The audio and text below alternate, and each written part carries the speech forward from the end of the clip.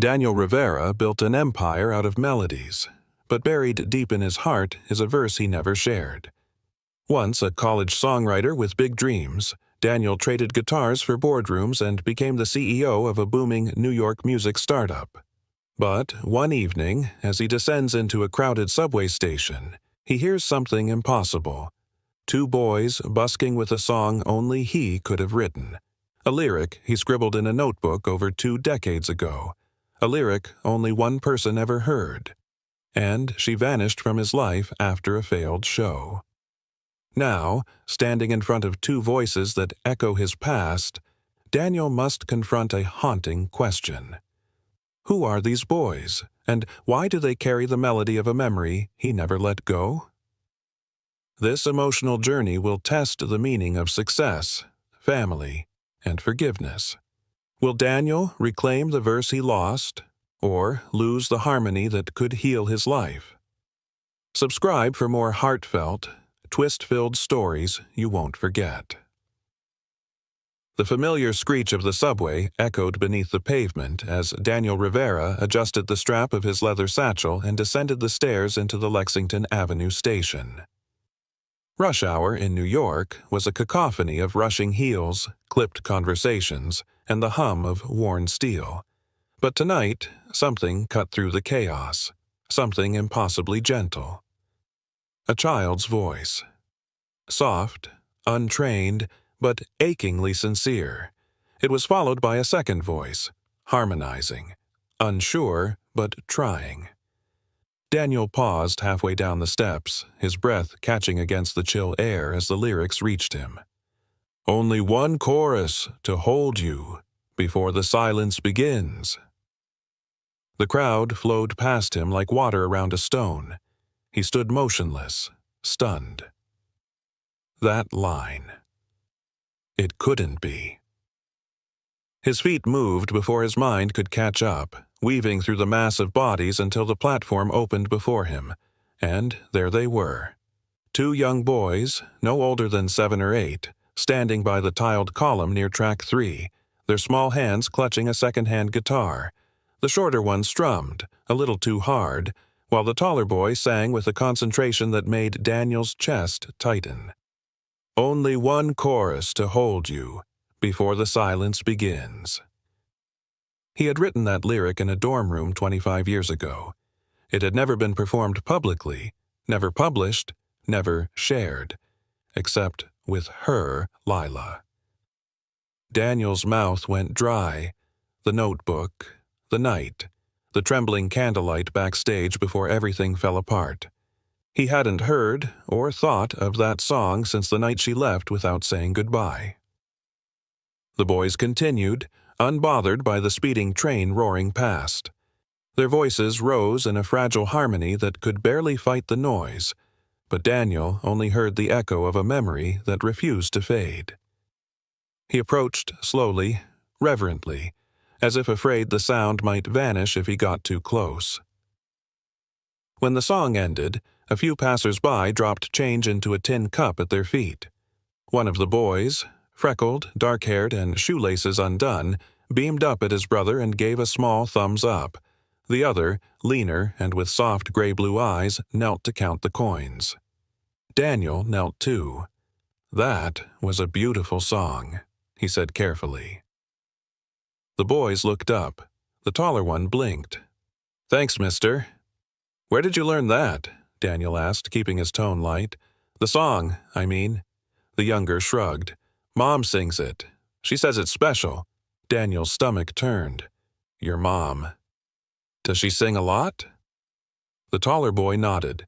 She used to, before she got sick. Daniel swallowed hard. What's her name? The brothers exchanged a glance. The younger one finally answered, Lila. It hit him like a punch to the chest. Lila, what? He whispered. Lila Moore, the older boy said. Why? Daniel almost staggered backward. He knew the name, the voice, the eyes that looked like hers and eerily like someone else's too. His hands trembled slightly as he steadied himself on the tile wall. He gave a small, shaky smile. Just reminded me of someone I used to know. The younger boy tilted his head. Do you know our mom? Daniel hesitated, heart pounding. A long time ago, he murmured. The train roared in behind them, and commuters surged forward. Daniel stepped back, letting the crowd engulf him as he watched the boys carefully pack their guitar. The older one held his brother's hand tightly. Wait, Daniel called out, moving through the crowd again. Do you guys take the same train every day? The boys paused. Sometimes, the taller one said. Depends if Mom has her dialysis. We sing when we need to. When you need to? For food, the younger one said simply. Or meds. Daniel's throat constricted. Do you live nearby? Near 103rd. Over a store. It smells like pickles. Daniel forced a nod. Okay. Thank you. For the song. The train doors slid shut behind him as the boys disappeared inside. He didn't board. Instead, he stood on the platform long after the screech of the wheels faded, the echoes of only one chorus still ringing in his ears. He leaned against the tiled wall, the weight of realization settling heavily on his shoulders. Lila Moore, the lyric, the eyes, the voices. Two boys who sang a song that had only ever lived in his past. Two boys who might just be the echo of something he lost and never knew he left behind. Daniel Rivera didn't sleep that night. He sat on the edge of his bed in the dark, his Manhattan apartment strangely silent despite the city still pulsing beyond his windows. The lyrics still haunted him. Only one chorus to hold you. And the sight of those two boys, voices fragile yet strong, lingered like a melody he couldn't shake. His fingers hovered over his phone, finally tapping a name he hadn't searched in years. Lila Moore. The results were scarce. A few old performance listings from a decade ago, small shows, bar sets, community open mics. Then nothing. He leaned back and whispered to himself, "Where did you go?" The next morning, Daniel canceled his meetings and called his assistant with a curt excuse, "Personal family matter." Then he reached out to the only person who might help. "Nick, it's me," he said over the phone. "I need a private investigator. Quiet, trustworthy, someone who doesn't ask questions." "Old flame?" Nick asked with a dry chuckle. Daniel hesitated. "Maybe. I think she might have left more behind than a broken heart." By afternoon, Daniel was pacing outside a grocery on East 103rd, dressed down in jeans and a hoodie. He didn't want to look like a CEO. He needed to be invisible. The investigator, Rita, arrived exactly at 2:00 p.m. as promised. "Apartment upstairs," she said, handing him a printed photo. "Lila Moore, current address, welfare recipient, works odd shifts when she can, mostly home due to advanced stage kidney failure. 2 boys, twins, enrolled in a nearby public school, no father listed on record." Daniel's stomach dropped. "No father?" "None listed," Rita confirmed. "But I ran their birth dates. They were born 8 years ago. That puts conception right around the time you two—" Daniel nodded solemnly. "The night after the showcase bombed. She cried. We drank. I sang her that song. And then I left for a conference in L.A. When I came back, she was gone. No note. Nothing." Rita studied his face. "Want me to look into paternity?" Daniel shook his head slowly. "No, I'll handle it. I need to see her." He waited until dusk before making his way up the narrow stairwell. The hallway reeked of vinegar and old carpet. At the far end, apartment 3B sat in quiet disrepair, its door painted a dull green. Daniel stood there for a moment, bracing himself, before knocking twice. The sound of shuffling, a small cough, then the door opened. And there she was. Lila. Older, thinner, her once bright eyes dimmed with exhaustion, but unmistakably her. She blinked at him, stunned, her mouth opening slightly. "Daniel?" His throat tightened. "Hi, Lila." Her knees buckled and she caught herself on the doorframe. "How? Why are you—" He stepped forward instinctively. "I saw them. At the station.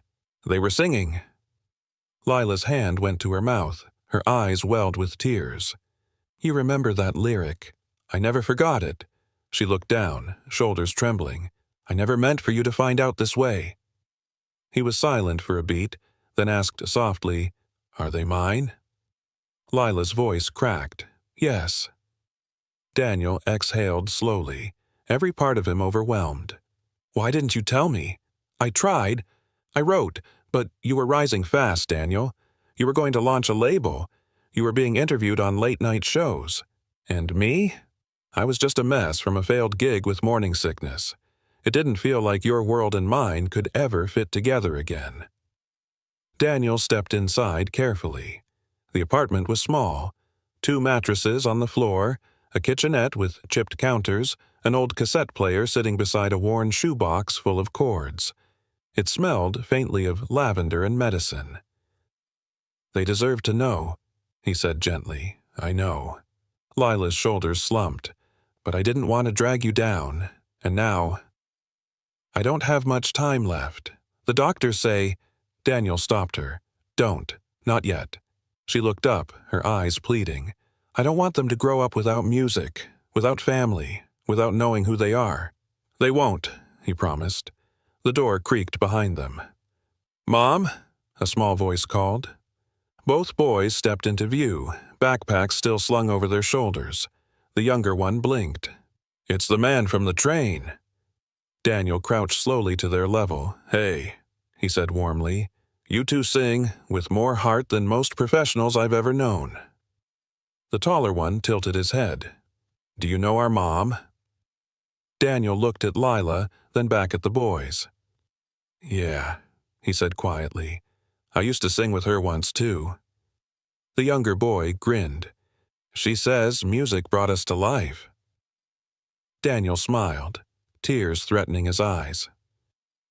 "Then maybe," he whispered, "it's time I help keep that music playing." That night, Daniel stayed longer than he expected. He sat on the worn couch as Lila lay on her small bed, propped up by pillows, a heating pad on her side, breathing slow and uneven. The twins, Eli and Micah, sat cross-legged on the floor, eagerly showing Daniel the shoebox where they kept their instruments: an old harmonica, a cracked tambourine, and a ukulele with one string missing. "Mom says we're not just musicians," Eli said seriously. "We're storytellers." Daniel smiled, touched by the gravity in the boy's voice. "She's right. Storytellers with rhythm." Lila chuckled hoarsely from the bed. "You always said music was just truth dressed in melody." He turned toward her, his expression softening. "And you always said I was too poetic for my own good." She smiled at that, gently, like remembering an old lullaby. The apartment felt suspended in time. It was crumbling at the edges but filled with warmth. A kind of fragile hope hung in the air, delicate but persistent. Like their chorus, unfinished, waiting to be sung to the end. After putting the twins to bed, Daniel offered to wash the few dishes piled in the sink. Lila rested, eyes closed but listening. He dried his hands and pulled up a chair beside her bed. "I want to help," he said softly. "You already are." "No," he insisted, voice low. "I mean really help. Get you the care you need. Move you somewhere safe, stable. And the boys, they shouldn't be worrying about money or food or whether your health is fading." She opened her eyes slowly. "Why now, Daniel?" "Because I thought the song ended 10 years ago," he whispered. "But I just heard the chorus again, and this time I'm not walking away before the final note." Lila's eyes shimmered. "They're good boys, kind, creative. I wanted them to know joy, even in small places." Daniel's chest tightened. "You did that. You gave them that." She reached under her pillow, pulling out a yellowing notebook. "Do you remember this?" He recognized it instantly. His college lyric journal, pages filled with half-written verses, doodles of chords, tiny notes only he and Lila ever understood. "I thought I lost this," he breathed. "You did," she teased weakly, "because I stole it." Daniel chuckled and shook his head. "You were always better at endings. You always had the heart for beginnings." They sat in silence, the weight of unspoken apologies filling the room. Finally, Lila took his hand. "I need to ask you something hard." Daniel looked at her, steady. "If I get worse, if I go—" She paused, her voice trembling. "Will you stay with them? Will you be what I can't be anymore?" He didn't hesitate. "Yes, I swear." A long pause. "Thank you," she whispered, before sleep pulled her under. The next morning, Daniel arrived at his recording studio with Eli and Micah in tow. The receptionist stared at the boys with curious eyes, but Daniel simply waved her off. "They're here to learn," he said with quiet certainty. He brought them into the mixing room, letting them sit in the plush leather chairs. He plugged in a mic and handed the twins their instruments. "What do you want to sing today?" Eli looked at Micah. They nodded. Micah cleared his throat. "The song Mom hums when she misses you." Daniel's heart skipped. They started softly. "Only one chorus to hold you, only one moment to try, only one silence between us that sings louder than goodbye." Daniel froze. Their voices, though childlike, carried the essence of Lila's soul, of nights spent in smoky cafes, whispered dreams in the dorm rooms, the warmth of love too brief to last. Tears welled in his eyes. He hit record. The boys sang until the last note faded into silence. Daniel sat stunned. Then he exhaled and turned to them. "How would you like to make this official?" Micah tilted his head. "Like, famous?" Eli grinned. "Do we get snacks too?" Daniel laughed through his tears. "Snacks, microphones, and a promise that this will be your beginning." As the twins explored the studio in awe, Daniel sat back and looked at the old lyric journal lying beside the console. He flipped to a blank page, clicked his pen, and scribbled a new title, "One Chorus for Hope." And for the first time in a decade, he wrote, not for fame, not for charts, but for two little boys and the woman who carried his song when he had forgotten how to sing. Daniel sat on the edge of the control booth couch, watching Eli and Micah chase each other with microphone cords like they were lassos. The sound technician chuckled under his breath, but Daniel held up a hand, signaling to let them play a bit longer. "Let them feel it," he said gently. "They'll remember this more than any lesson." The studio walls, once echoing only with cold production notes and deadlines, now pulsed with laughter. Daniel hadn't realized how much he'd missed this kind of noise. Raw, unpolished, joyful. It filled corners of his heart he'd quietly assumed were closed forever. Later, once the boys settled, Daniel pulled out the notebook again. "We're going to finish that song," he told them. "Not for the world. For your mom. For us." Eli raised his hand as if in class. "Can we put drums in it?" Micah nodded seriously. "And can we record it on vinyl? Mom loves the crackling sound." Daniel smiled. "You two really are her kids." That afternoon, the studio turned into a sanctuary.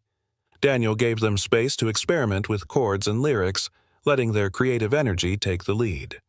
What surprised him most wasn't their musicality.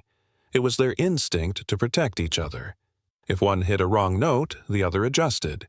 If one got frustrated, the other cracked a joke or nudged his shoulder with wordless support.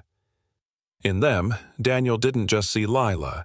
He saw his younger self, reckless, hopeful, hungry to be heard. But the magic couldn't stay hidden forever. That evening, as Daniel reviewed a rough cut of the track, His assistant Carla knocked on the studio glass, her expression tight. "Daniel," she said through the intercom, "you've got guests." He looked up. "Fans?" "No," she said delicately. "Board members." Two sharply dressed men and a woman entered the studio, their tailored suits and cool expressions a stark contrast to the mess of guitar cables and candy wrappers strewn across the room. "Daniel," one said curtly, "we've been trying to reach you." "I've been a little busy," he said, standing slowly, already bracing himself. "We know. Your project has gone viral," the woman chimed in, air-quoting the word. "A CEO playing dad to subway buskers. It's been trending all day. Investors are concerned." Daniel frowned. "It's not a publicity stunt." "That's the problem," said the third board member. "If it were, we could control the narrative. But this, bringing kids into your private studio, canceling meetings to record unreleased music from your college days, it's irresponsible." "They're my sons," Daniel said quietly, the words leaving his mouth before he fully realized the weight they carried. A pause fell like thunder. "Legally?" one of them asked, brows raised. "Spiritually," Daniel replied without hesitation. "And I'll fix the rest." The board members exchanged glances, their discomfort palpable. "We're calling an emergency session," the woman said coldly. "You have 72 hours to explain to shareholders why your actions haven't compromised the company's integrity." Daniel didn't flinch. "You want integrity? Listen to the song we recorded today." They didn't respond. As they turned to leave, one muttered, "This isn't about a song, Daniel. It's about what people think a CEO should be." The door clicked shut behind them. Daniel leaned back against the wall, breathing heavily. The twins, who had been watching from the hallway, shuffled in quietly. "Did we do something wrong?" Micah asked, voice small. "No," Daniel said, kneeling to their level. "You reminded me what right looks like." The next morning he took the boys to see Lila. She looked thinner, paler, but her eyes lit up when they walked in. "Guess what?" Eli announced. "We recorded our song." Micah added, "And Daniel, says we're going to finish it together." Lila smiled weakly. "You did?" Daniel sat beside her. "They're incredible." She touched his hand. "So are you." He hesitated. "The board. They're not happy." "I never meant for any of this to complicate your life," she said, visibly exhausted. "You owe us nothing." He leaned forward, voice steady. "Don't ever say that. You gave me something I didn't even know I needed." Micah pulled something from his backpack, a phone. "Can we show her the video?" "What video?" Daniel asked. Eli grinned. "The one we made after you left last night? Just talking." Daniel's stomach dropped slightly. Lila watched the screen as a pre-recorded clip began to play. Eli and Micah, seated side by side in the studio, the dim glow of mixing boards behind them. "Hi, I'm Eli," the first boy said. "I'm Micah," said the second. "We just wanted to tell you something," Eli continued. "That song? The one we sang? Our mom said Dad wrote it." "And he did," Micah added. "He's Daniel Rivera, and he might not know how to be a dad yet, but he's trying." Lila covered her mouth. Daniel could barely breathe. "Mom always listened to that song," Micah said softly. "It reminded her of when life was good." "We want it to be good again," Eli said. "So, we're going to sing until she gets better." The screen went dark. Silence. Then Lila whispered, "They sound like you." Daniel nodded, voice thick. "I think they're louder." He stepped outside the hospital room, hand trembling as he reached for his phone. Notifications had exploded. The video already had 500,000 views. He didn't have a plan, but he had a song. And, for the first time, he had a reason to sing it all the way through. The next morning, the sun hadn't yet breached the skyline when Daniel sat at his piano, fingers hovering over the keys. His mind buzzed with melodies, words, and fear, of what it would mean if he truly stepped into this new life, one chorus at a time. The boys' video had gone viral overnight. 10 million views and counting. Comments flooded in, some cynical but most heartfelt. Parents, musicians, children of single mothers, people who heard something in that song, in their voices, that reminded them of something they'd lost, or something they hoped to find. The twins were still asleep, curled up on the beanbags in the studio's loft space. He didn't want to wake them, not yet, but the world was already wide awake. Carla stepped into the room, tablet in hand. "You need to see this." Daniel exhaled as he scanned the headline. CEO's Lost Song Finds New Life Through Subway Twins.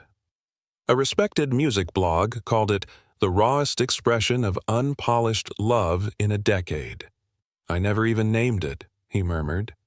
Carla scrolled down. "People are calling it only one chorus." After that line, the boys sang, "Daniel, this could be more than viral. This could be real." He looked up. "You mean it could save her?" Carla nodded solemnly. "If you want it to." They both knew what she meant. Recording the song officially, publishing it, promoting it, turning something personal into something public, something sacred into something strategic. Daniel's instinct had always been to retreat from the spotlight, especially since losing Lila all those years ago, but now it wasn't just about him. He pressed the first chord. That afternoon, with the boys beside him and cameras rolling, Daniel re-recorded the track from scratch. This time, he added a second verse, one he'd never dared write. Micah watched from the mixing booth, eyes wide as Daniel whispered the bridge into the mic, the same way he once whispered it into Lila's hair backstage after their first open mic together. When the final note hung in the silence, Eli clapped first, then Micah, then the sound tech, then the room, full of interns, assistants, engineers, erupted in quiet, respectful applause. Carla approached with a trembling voice. "You ready for this to go live?" Daniel looked at the boys. "Let them click upload. It's their story." Within hours, Hatch Only One, chorus trended across platforms. Messages poured in. Offers from talk shows, fundraisers, nonprofit campaigns. A pediatric kidney foundation reached out. A concert promoter suggested a benefit event. And Lila's doctor called. "Her condition's stabilizing, but the window for transplant compatibility is closing," he warned. "We may have weeks, maybe less." Daniel didn't hesitate. "We'll raise what it takes," he said. "Tell her not to give up." The next day, the live stream began. Daniel stood on the rooftop of his studio, a small stage set up behind him. Dozens of phones lit up the feed. A modest string quartet tuned up nearby, and beside him, in matching denim jackets, stood Eli and Micah. "This isn't a concert," Daniel began, his voice shaky. "It's a promise." He looked out toward the camera. "I wrote this song for someone I lost, but I'm singing it now. For someone I found." The music swelled. Eli plucked the first chords on a guitar nearly as big as he was. Micah tapped a soft beat on a wooden box drum. Then Daniel leaned into the mic and sang. "I never meant to leave it broken, just a line without a name. But love unfinished has a way of coming back all the same." The chorus hit like thunder wrapped in velvet. The twins joined in on harmony. Only one chorus, only one line. Still we remember, still we try. Only one chorus, carried through time. But it was always ours. When the final note faded into the evening sky, silence followed. Then a thunderous wave of hearts, comments, and donations cascaded in. Daniel wiped his eyes. That was for Lila, but it's also for every parent, every child, who thinks their song ended too soon. A notification pinged. They'd raised enough to move Lila to an advanced treatment center. The boys cheered. Daniel embraced them both, tightly. But he knew this wasn't the end. This was just the verse before the final chorus. The wind was brisk that night as Daniel stood alone in the hospital corridor, watching the second hand of a wall clock tick away the silence. Down the hall, behind a heavy door, Lila lay unconscious in a private room, her breathing now eased by a state-of-the-art dialysis machine paid for by the live stream's donations. The concert had raised more than money. It had stirred something deeper in people: compassion, nostalgia, connection. Messages flooded in from strangers who had once loved and lost, and from others who said they had never dared to finish their own songs. But Daniel wasn't thinking about the world. He was thinking about Lila, and the promise she made him keep alive through two small voices. The twins were with Carla that evening, nestled in a quiet corner of the studio where she read them a chapter of The Little Prince. They had wanted to stay at the hospital, but Daniel insisted they rest. "Tomorrow," he told them gently, "you'll see her again, and she'll know it was your voices that reached her." He glanced into Lila's room.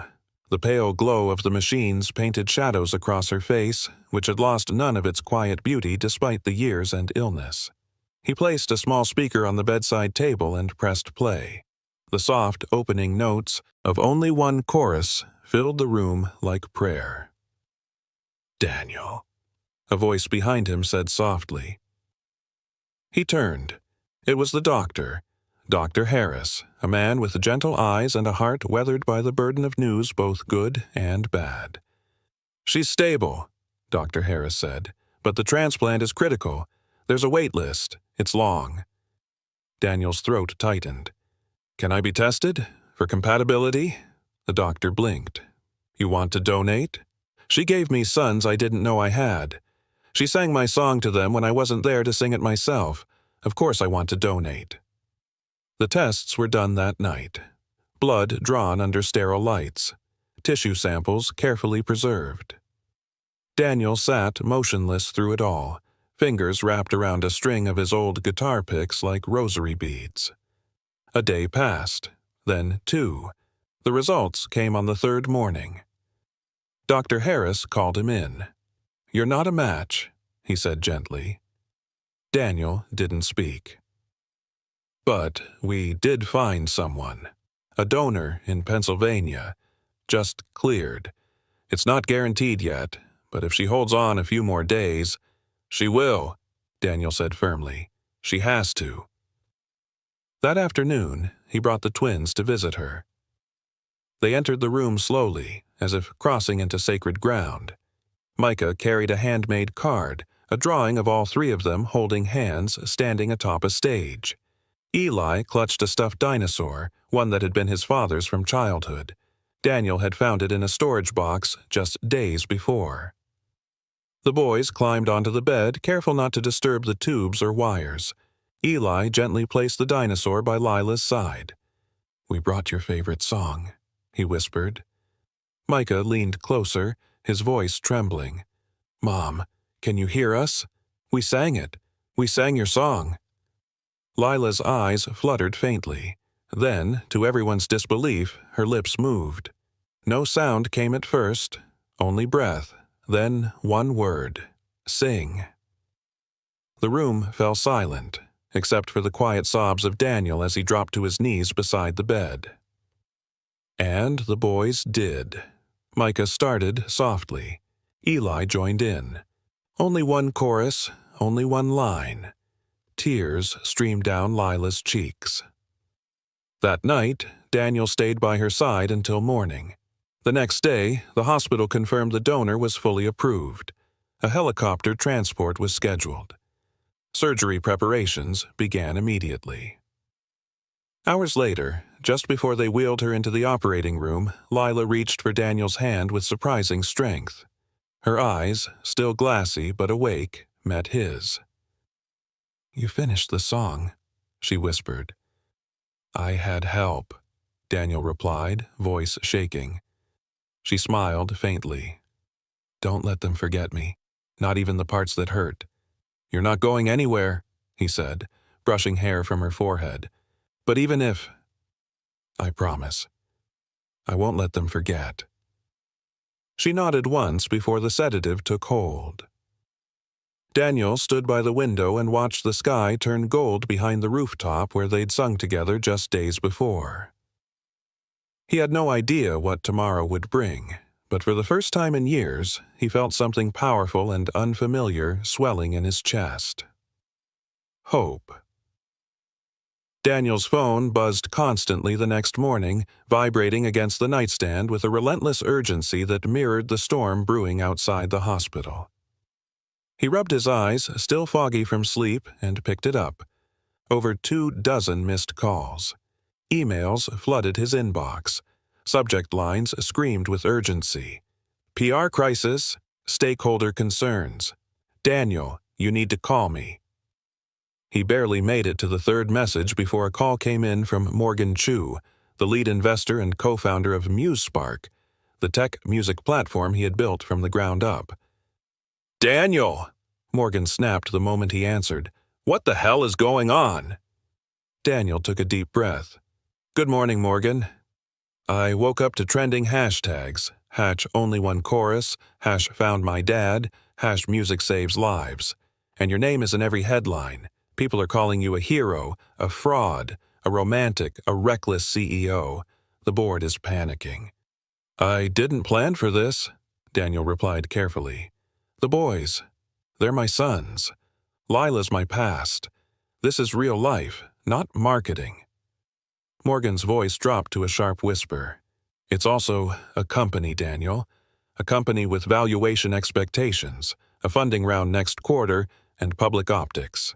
You chose to go public with a song that sounds like a sentimental plea. You put us on the line for a sob story." Daniel's voice cracked, but he held it steady. "It's not a sob story. It's my story. And theirs." There was silence on the other end, then a clipped response.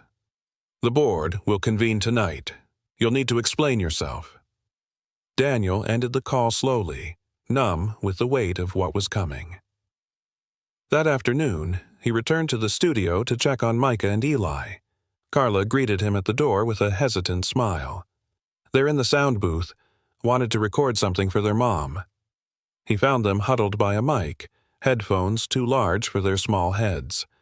Micah was plucking gentle chords on the guitar Daniel had once played in college, while Eli softly hummed a melody.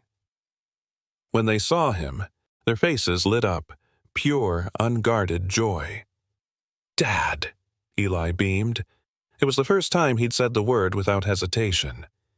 Daniel knelt down. "What are you recording?" "Our own song," Micah said proudly.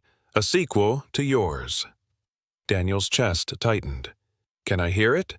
They nodded and played a rough version. The lyrics were simple but cut like glass. "You started the chorus, but we'll sing the rest.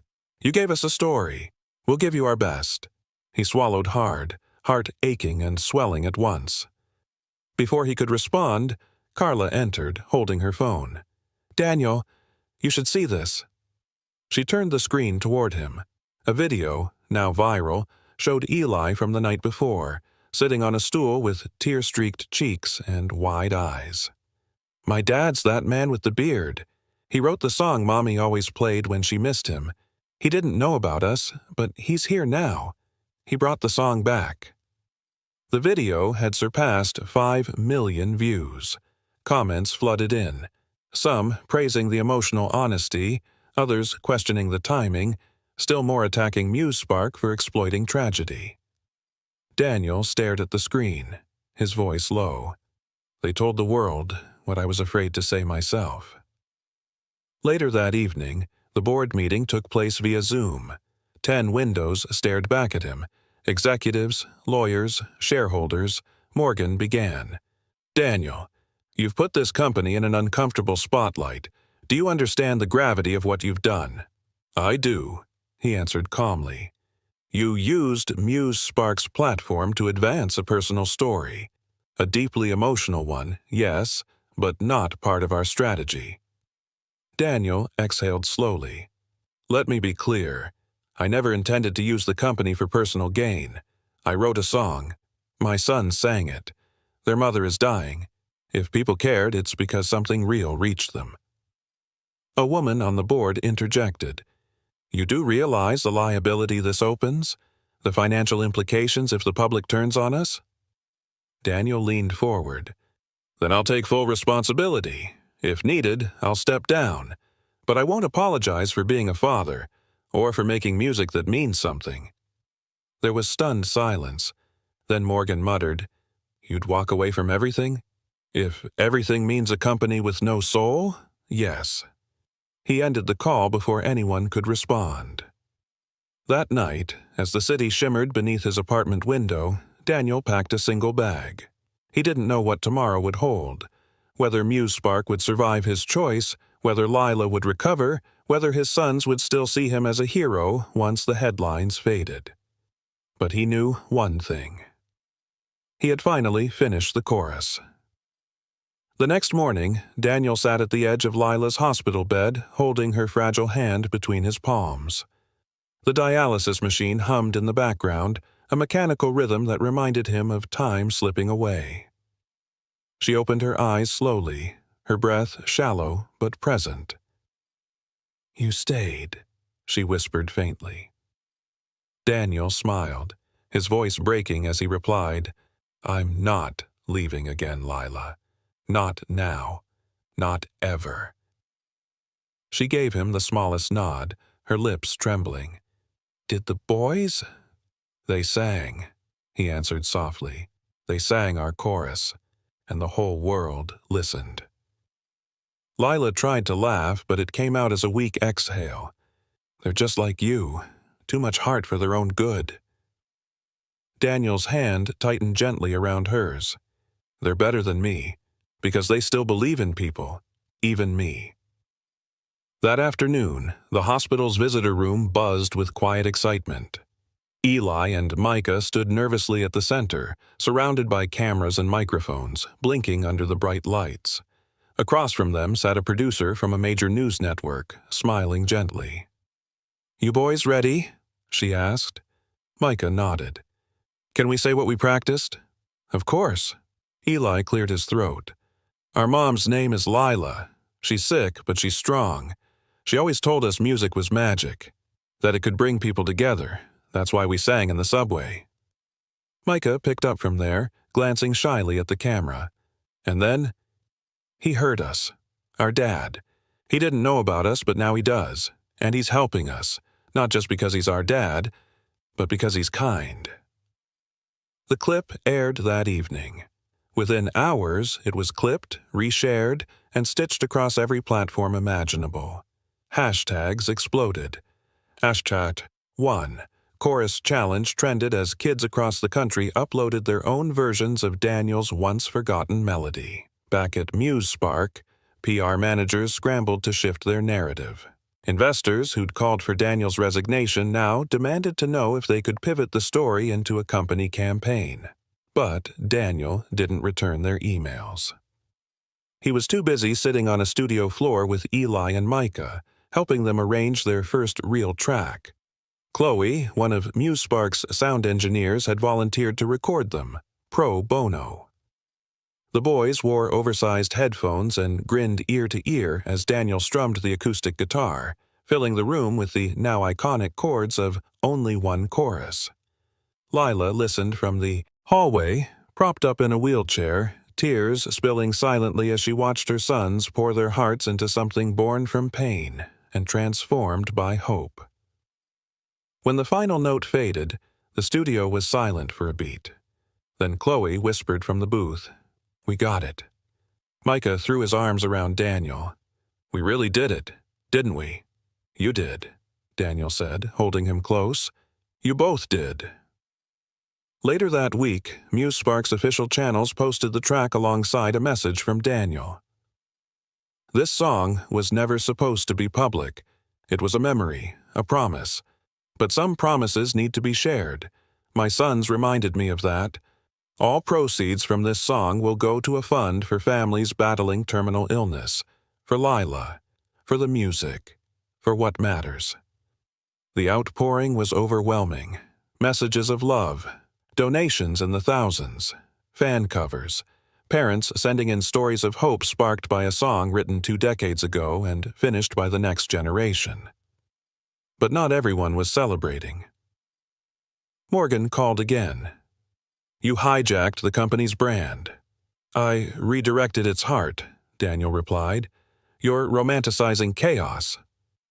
Daniel smiled quietly. "I'm restoring meaning." Morgan sighed. "You've built something beautiful, but you've turned it into something personal. That's dangerous for business." "Then let me buy back my shares, restructure the board, or walk." There was silence. Then Morgan asked the only question that mattered. "What are you trying to build now, Daniel?" And Daniel, with no hesitation, said, "A legacy that sings louder than fear." Back at the hospital, Lila's condition worsened. The boys knew. They were too wise not to. "She sleeps more," Eli whispered one night as Daniel tucked them in. "And she doesn't laugh like she used to." Daniel sat beside him. "Sometimes, love hurts more the more it grows, but that doesn't mean it goes away." Micah looked up from his sketchbook. "Can we still sing with her when she's not here?" Daniel's throat tightened. He nodded slowly. "Always, especially then." Outside their window, the city pulsed with energy, unaware of the quiet heartbreak in that small hospital room. But inside, 3 hearts beat in rhythm, with one chorus carrying them forward. The night air crackled with anticipation outside the small venue Daniel had rented, an old jazz club once home to local legends. The marquee read, "One Chorus for Hope, a night of music, memory, and meaning." Inside, every seat was filled. Influencers, artists, reporters, and ordinary people who had been touched by the viral video of 2 boys singing their father's forgotten lyrics now sat shoulder to shoulder, clutching tissues, anticipation hanging thick in the dimly lit room. Backstage, Daniel stood between Eli and Micah. Both boys wore matching vests and custom guitars strapped across their tiny frames. Their eyes, shimmering with nervous energy, looked to him for reassurance. Daniel knelt, placing a hand on each of their shoulders. "No matter what happens out there," he said gently, "this moment is already perfect. You're here. She's here. That's all that matters." Micah swallowed hard. "Do you think Mom can hear us from the hospital?" "She can," Daniel answered, his voice barely holding. "And I think she's already singing along." Chloe peeked through the curtain and signaled. 5 minutes. The boys took a deep breath as Daniel handed them both a pendant. Small, silver notes engraved with the words, "Finish the song."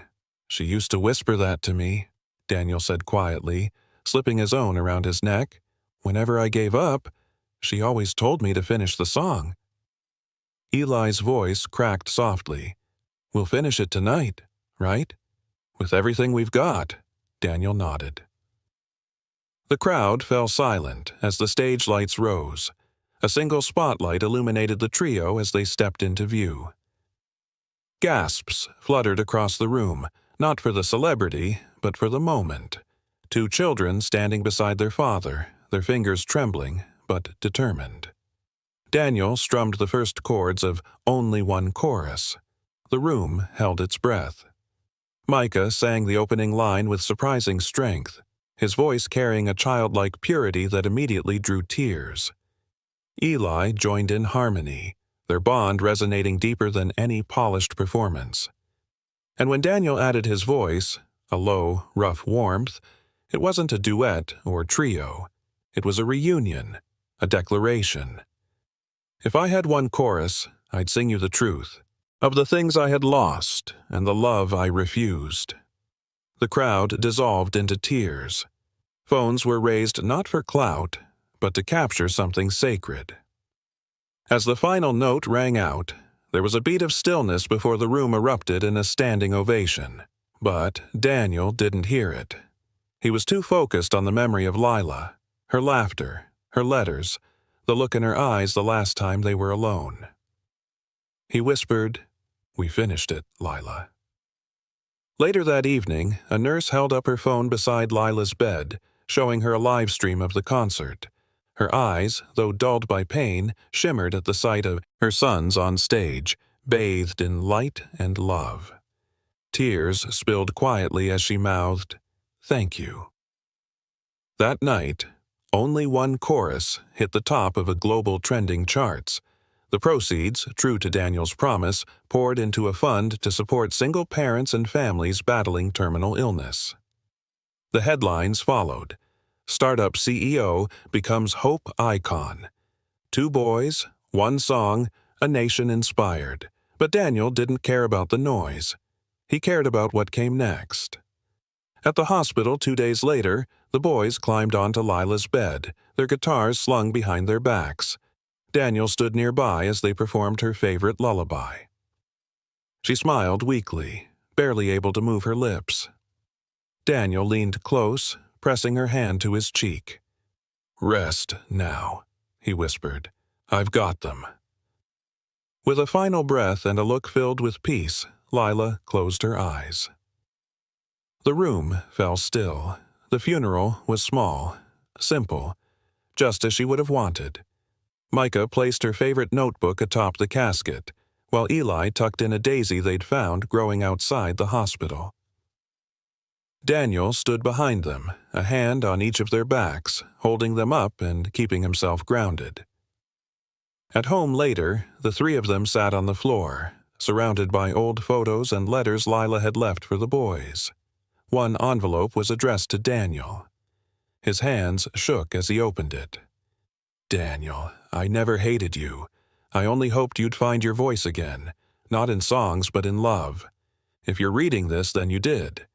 Thank you for giving them what I couldn't give alone, a future with music, memory, and a name they can be proud of. Don't be afraid to start over. You've already finished what matters most." Lila. Daniel wept, not in grief, but in gratitude. He looked at the boys and said, "We're going to be okay." She made sure of it. Micah wrapped his arms around him. "Will we still sing, Dad?" Daniel smiled, finally letting that word settle deep in his bones. "Every day." The morning sun filtered through the studio windows, casting a warm glow over the scattered sheet music and instruments. Daniel stood at the center, watching as Eli and Micah tuned their guitars, their faces alight with anticipation. "Ready for our first official rehearsal?" Daniel asked, his voice tinged with excitement. Eli grinned. "Born ready, Dad."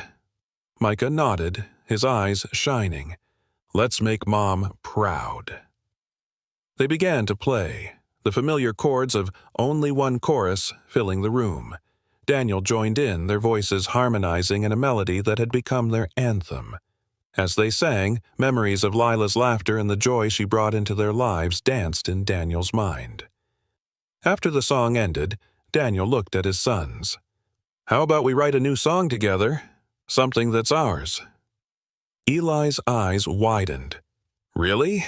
"Absolutely," Daniel affirmed. "Let's create something that tells our story." They spent the day crafting lyrics, experimenting with melodies, and sharing stories. Laughter echoed through the studio as they bonded over their shared love for music. As evening approached, Daniel received a call from Morgan. "Daniel," Morgan began, "I've been thinking about our last conversation." Daniel braced himself. "I realize now that I was wrong," Morgan admitted. "Your story, your music, it brought people together in a way our company never could. I'd like to offer you full creative control over MuseSpark." Daniel was taken aback. "That's unexpected." "You've shown us the power of authenticity," Morgan continued. "We need that." Daniel considered the offer. "I'll accept, but only if we focus on stories that matter, music that heals and connects." "Agreed," Morgan said. "Welcome back." After the call, Daniel turned to his sons. "Looks like we'll be making more music together." Eli and Micah cheered, their excitement palpable. That night, they performed their new song at a local open mic. The audience was captivated by their heartfelt lyrics and harmonious voices. As they finished, the crowd erupted in applause, some moved to tears. A woman approached them afterward. "Your song reminded me of my late husband," she said, her voice trembling. "Thank you for sharing your story." Daniel smiled warmly. "Thank you for listening." As they left the venue, Daniel looked up at the starry sky, feeling a sense of peace he hadn't known in years. "We're just getting started," he whispered. The morning sun crept gently through the windows of Daniel's studio apartment, casting long, golden shafts of light across the hardwood floor. Eli and Micah, still in their pajamas, sat cross-legged on the rug, quietly building a miniature concert stage out of Lego bricks. Daniel leaned in the doorway, arms crossed, watching them with a mix of pride and heaviness in his chest. Just days before, they had stood beside him in the hospital, whispering goodbyes to Lila as machines beeped softly in the background, her breath slowing until only silence remained. It still didn't feel real, but grief had no pause button, especially when two boys looked to him now not as a stranger, not even just as a helper, but as something closer to a father. Daniel exhaled shakily and crossed the room, crouching beside them. "You got the lights set up?" he asked gently, his voice still hoarse from sleep and sorrow. "Yeah," Micah said proudly, holding up a makeshift spotlight. "It's for Mom's show in heaven." The words struck Daniel deep in his chest, and he nodded slowly, blinking back tears. She'd love that. Later that afternoon, Daniel walked hand in hand with the boys into a quiet wood-paneled courtroom. The walls bore no hint of music, no warmth, just somber silence and the sharp scent of varnish. But Daniel was determined. He wore his best suit, not for vanity, but as armor.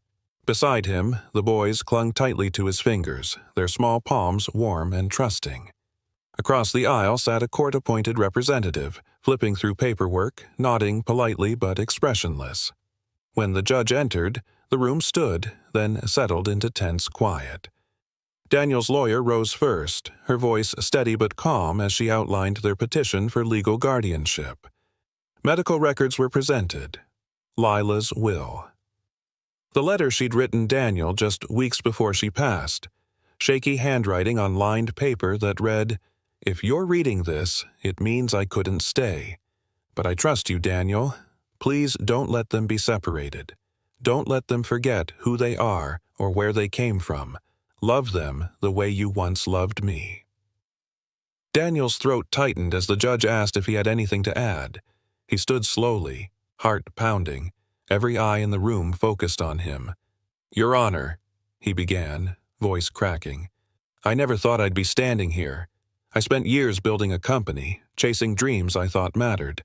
But then, two boys sang a chorus I wrote in college, a song I never shared, except with one person. That one lyric brought me back to what I lost. Their mother was that person. I loved her once. I still do, in some way. And these boys, they're not just my responsibility, they're my second chance.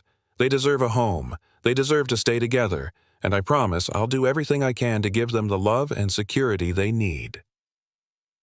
There was a long pause. The judge, a woman in her 60s with wise, empathetic eyes, adjusted her glasses and looked down at the paperwork again. Then she looked at Eli and Micah. "Do you boys want to live with Mr. Rivera?" she asked softly. The room held its breath. Eli glanced at Micah, then stood up a little straighter. "He sings with us," he said quietly. "He makes pancakes with smiley faces.